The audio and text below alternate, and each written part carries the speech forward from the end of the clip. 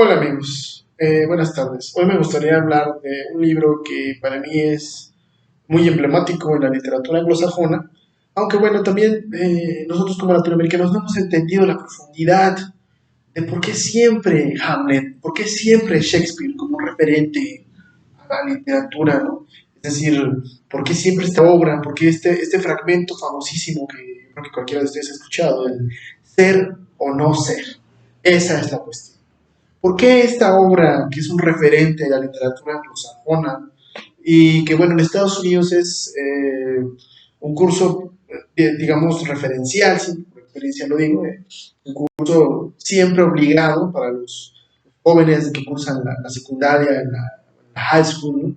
Que es secundaria y prepa, y en la universidad, en los estudios literarios también, porque es obligado a leer Hamlet, ¿no? Porque Shakespeare, de la vasta obra del bardo inmortal Shakespeare, pero ¿por qué siempre Hamlet? ¿No? Entonces, bueno, hoy me gustaría dedicar a esta clase, a este libro, desde una perspectiva literaria, histórica, psicológica, filosófica. Entonces vamos a empezar un análisis profundo de la obra de este bardo inmortal.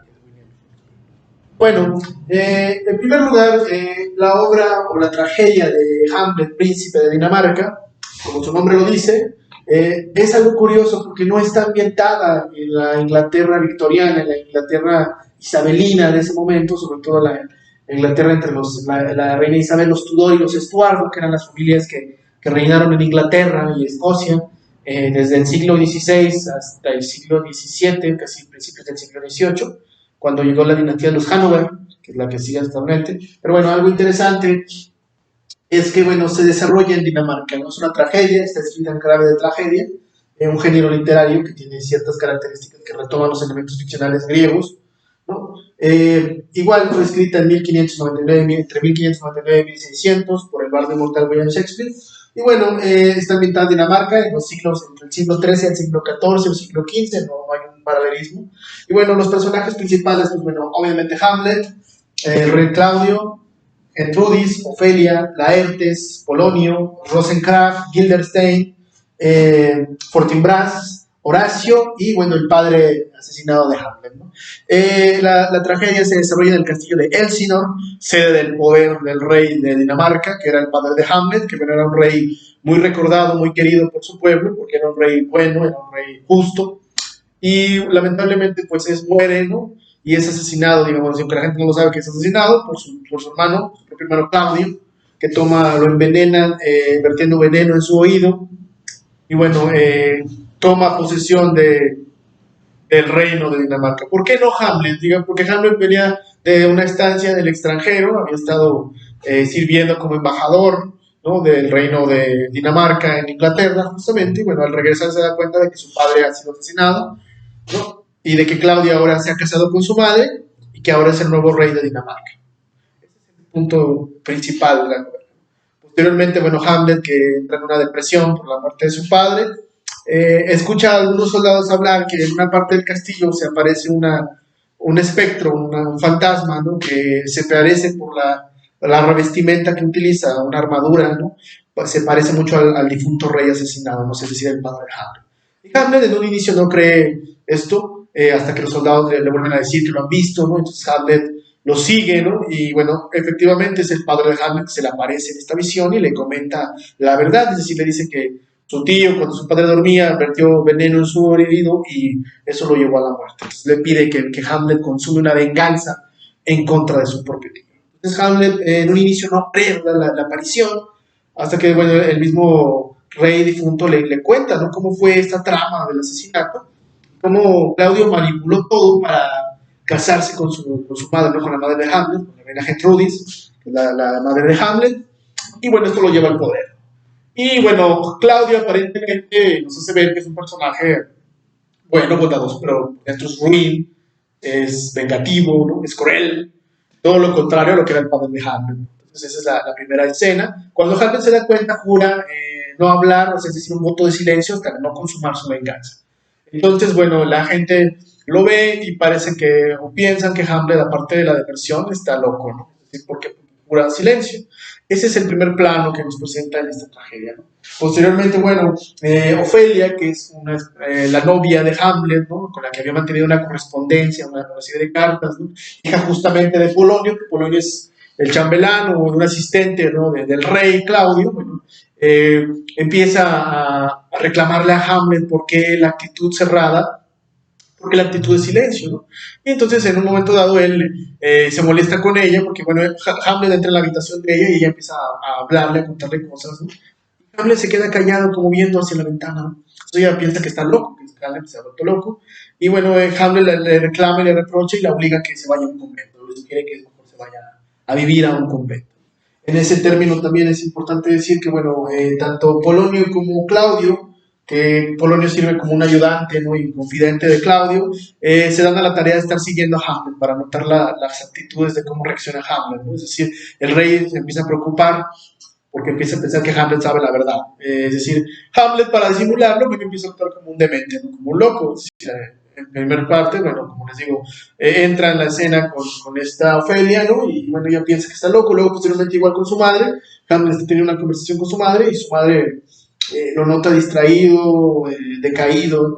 Y sin embargo, ella y tanto ella como Polonio y Claudio lo atribuyen a un mal de amor, ¿no? Es decir, que Hamlet está enamorado y que está pasando por una melancolía, por el amor de Ofelia, ¿no? Por tanto, bueno, el hijo de Polonio, que es Laertes, es enviado como embajador a Francia y sale de Dinamarca.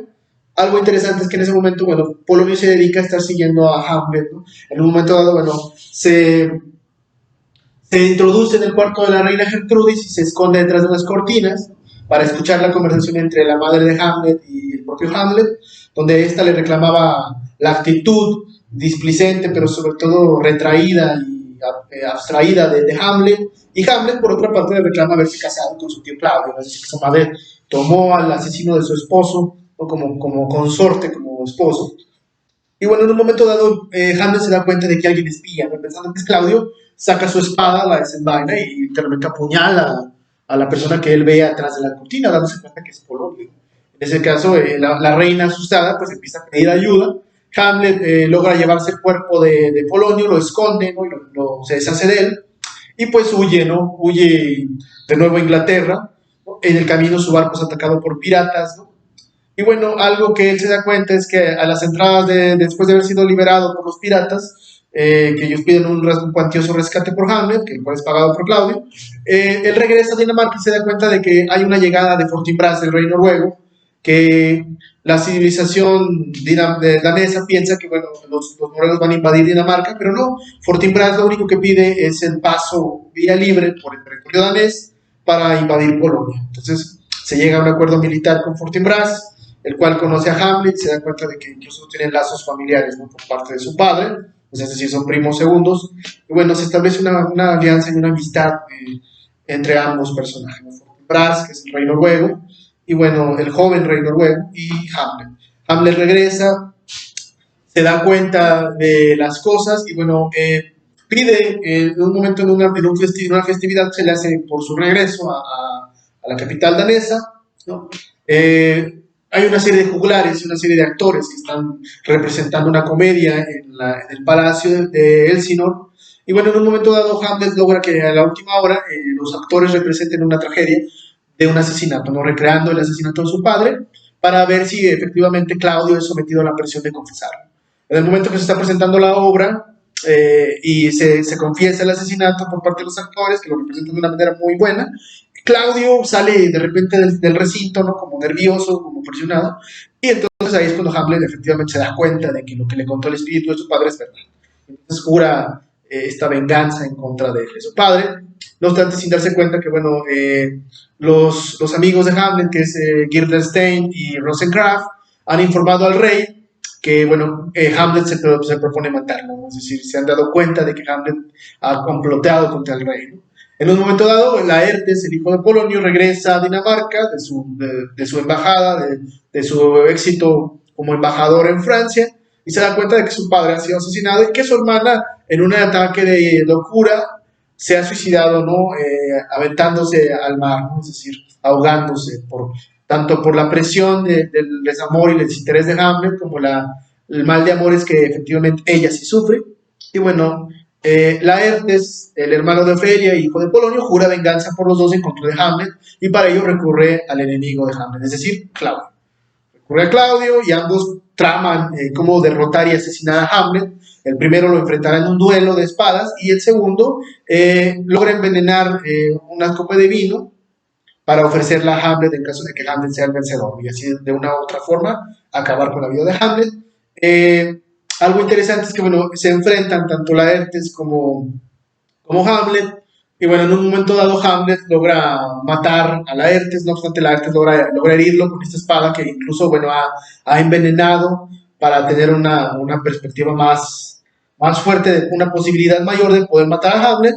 Y bueno, Hamlet es herido de muerte, ¿no? Es decir, ya herido de muerte, se da cuenta de que su madre llega al recinto, ¿no? Y ella sin saberlo toma la copa de vino que justamente Claudio había preparado, como buena tragedia de Shakespeare, y la madre toma la copa sin ninguna preocupación ni ningún dilema y cae instantáneamente muerta por el veneno. Entonces, Hamlet se da cuenta de que el veneno está en el vino y hace que Claudio lo beba, matando y consumiendo al final su venganza, pero muriendo a la vez, ¿no? Herido por los cortes de espada que le ha dado, las estocadas que le ha dado Laertes, ¿no? Entonces, como buena tragedia, pues todos mueren, ¿no? Es decir, y bueno, antes de morir, en sus últimos momentos, Hamlet pide que hagan venir a su amigo Horacio, ¿no? Al cual le confiesa todo y pide que, bueno, en este caso, como no existe ya un heredero al trono, Horacio declare heredero al trono al príncipe noruego Fortinbras.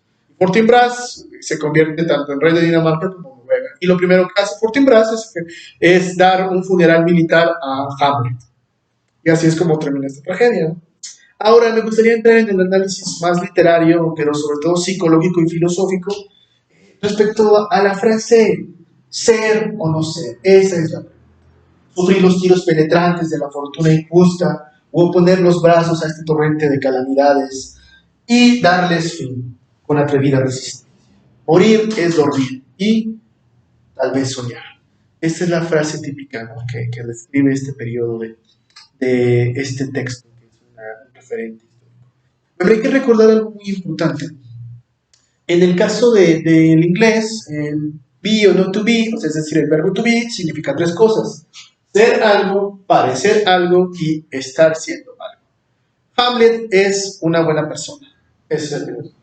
Hamlet parece un loco y, en tercer lugar, Hamlet está consumiendo o está llevando a cabo una venganza. Es decir, eso es lo interesante en el caso del inglés. El verbo to be representa esas tres cosas: ser algo, parecer algo, estar siendo algo. Hamlet lo representa de esa forma. No obstante, la frase creo yo que representa un buen enigma ético, ¿no? Esta parte de ser o no ser, esa es la pregunta. Sufrir los tiros penetrantes de la fortuna injusta o poner los brazos a este torrente de calamidades y darles fin con la atrevida resistencia. Morir es dormir y tal vez soñar. ¿Qué nos dice con esto? Bueno, en primer lugar creo que es un dilema moral en el sentido de que Hamlet trata de ser una buena persona, pero es atosigado por esta idea de la venganza, ¿no? Uno de los primeros escenarios podría ser, bueno, se ha cometido sangre, se ha derramado sangre, perdón, ha muerto un inocente, pero bueno, igual puedes perdonar a tu tío, ¿no? Y dejarlo vivir, y vivir en paz, ¿no? Ese sería un escenario. El siguiente escenario sería, la venganza es necesaria para restaurar el equilibrio de la sociedad. Esa sería otra hipótesis.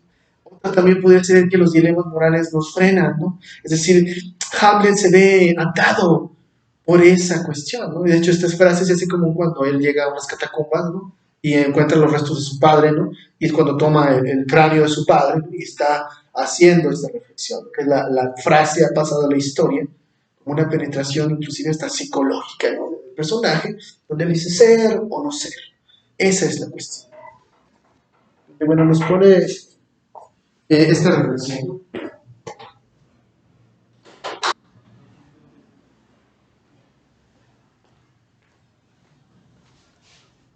Esa es la cuestión y es algo muy importante a reflexionar.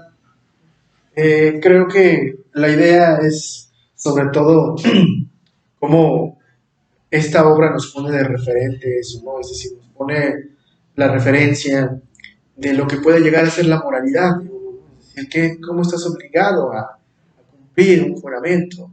Creo que algo importante en la obra es esa característica que tiene, ¿no? De la preferencia de dejarse sufrir, o sea, es decir, aceptar el destino como que el rey ha muerto, bueno, un malvado se ha salido con la suya, ¿no? Esa podría ser una forma, ¿no? La primera frase nos dice eso, sufrir los tiros penetrantes de la fortuna injusta.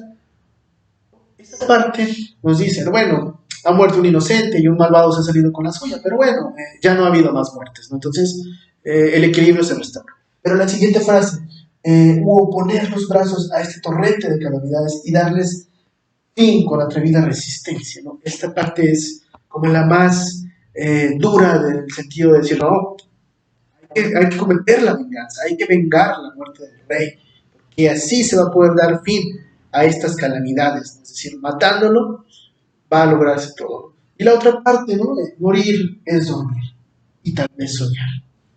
Esta parte es idílica porque tiene inclusive su equivalente en una obra de Pedro Calderón de la Barca en español, donde, bueno, él también pone esta reflexión, ¿no? ¿Qué es la vida? Una ilusión. ¿Qué es el sueño? Tal vez una representación de la vida, ¿no? De Pedro Calderón de la Barca hace lo mismo, pero en español, una obra que también les voy a recomendar aquí en el video. Pero no obstante, bueno, a mí me ha llevado a la reflexión donde, bueno, ¿qué podemos traducir? ¿No? Esta parte de, bueno, eh, morir es dormir y tal vez soñar. Es decir, esta parte de tal vez lo más correcto es dejar que las cosas tomen su curso. Morir es dormir, tal vez yo pueda soñar con lo que fue, tal vez yo pueda evocar la figura de los demás que han muerto, ¿no? Entonces, es muy emotiva el texto, por eso es muy importante leer Hamlet, ¿no? Los dilemas morales, ¿no? Pero sobre todo la corrupción, el incesto, la venganza, ¿no? Son dilemas centrales, ¿no? En esta tragedia, ¿no? La corrupción moral, el incesto, la venganza, la ira. Es como tomar unas palomitas y un refresco y aventarse las temporadas 2, 3 y 4 de Game of Thrones, ¿no? Pero realmente si nos damos una idea de dónde viene el origen de eso, ¿no? Es decir, lo que podemos en esa serie, por ejemplo, creada por George R. R. Martin y después llevada a la televisión por HBO, la compañía norteamericana, bueno, nos dicen esto, ¿no? Una corrupción moral, la búsqueda del poder, ¿no? La venganza como una forma de vida, y lo vemos en todos los personajes, ¿no? Los personajes desde los más inocentes que podríamos ver en un inicio, como por ejemplo Daenerys Targaryen, que es un personaje que nos muestra como inocente, humilde, con la idea de cambiar el mundo, y que a la última temporada es alguien que está ebria por el poder, ¿no? La obsesión de tener el control y el poder de los reinos, ¿no? Es algo similar que Shakespeare va a explotar en sus tragedias, particularmente en Hamlet y particularmente en Macbeth, que también recomiendo yo mucho que lean Macbeth de Shakespeare, donde también hay la corrupción y el asesinato como una forma de lograr el mundo. Entonces, creo que esta obra es un referente de la literatura universal. Yo la verdad es de los 10 libros que recomiendo, de los 50, 60 libros que puedo yo mencionarles, y también haremos un video sobre eso más adelante. Pero este sería una obra fundamental para entender la obra del bardo inmortal, William Shakespeare. Yo recomiendo empezar con sus tragedias, ¿no? Además de que, bueno, escribió sonetos y escribió también comedias, pero yo recomiendo más que se empiece con las tragedias y particularmente esta.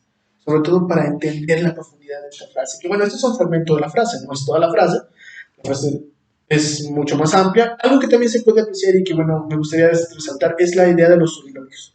Es una especie de monólogo que uno realiza para sí mismo, como una especie de conversación interna, ¿no? Que es muy común. De hecho, en la obra Hamlet dice muchos monólogos y por tanto la gente lo ve y lo considera que está loco, porque está hablando solo, cuando efectivamente está hablando solo para sí mismo.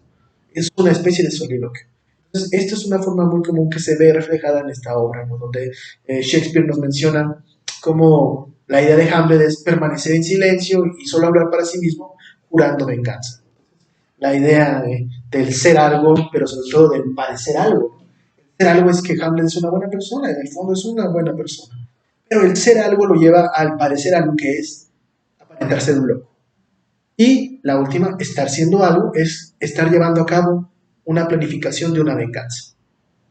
Espero les haya gustado este video, bueno, y les deseo lo mejor y me encuentro a su disposición. Recuerden siempre, su contemplación determina su realidad.